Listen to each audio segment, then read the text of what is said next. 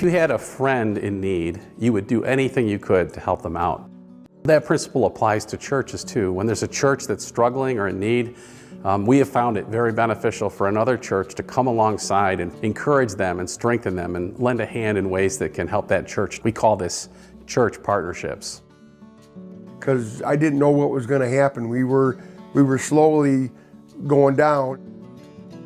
Last year, we were able to partner with the Dansville Church when they were going through a pastoral transition. And I was able to be a part of discussions with our leadership team and even the candidate for the ministry there. So when I came here, they were averaging about 30 to 40 people, and today we had 98 people. So it's just really exciting to see how God is renewing and reviving this church. This past year, since our partnership and since Pastor Colleen came, the joy and excitement is really high. A lot of the new people have become involved, taking ownership of different areas. It's very, very exciting.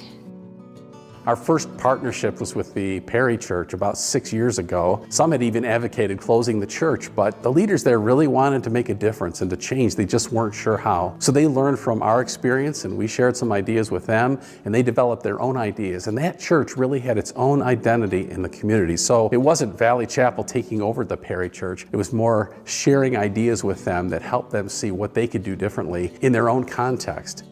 Transitions can be a time where you lose a lot of people, and I think having that stability of still, we always came back to the partnership with Valley Chapel, and we had the ministers from there that were able to help us through that. We're close to that handoff point where Valley Chapel really kind of came around to us at Hope Chapel, and as we have grown and matured, it's sort of pushing the bird out of the nest. The church themselves, I think, are feeling like we're growing and maturing and are ready to really kind of run with this on our own, which is a healthy place to be. We talked a lot about getting our youth group to kind of be separated from Valley, not because it wasn't good, but there's a lot of kids in the community we felt like we weren't really reaching. Being a new pastor, it's a little scary coming in. It's been so wonderful to have Pastor Todd and Pastor Mike, who have been pastoring a while, to be able to share their gifts with me, share their resources with me. And it's so encouraging to not feel like I'm alone and isolated. So the greatest benefit to the partnership for me has been meeting with staff, being able to kind of talk through some of the goofiness or some new ideas or preaching ideas. Also having somebody that I know that I can call and connect with and say, hey, I'm struggling with this, or what do you think about this, or how do I move us along in this direction?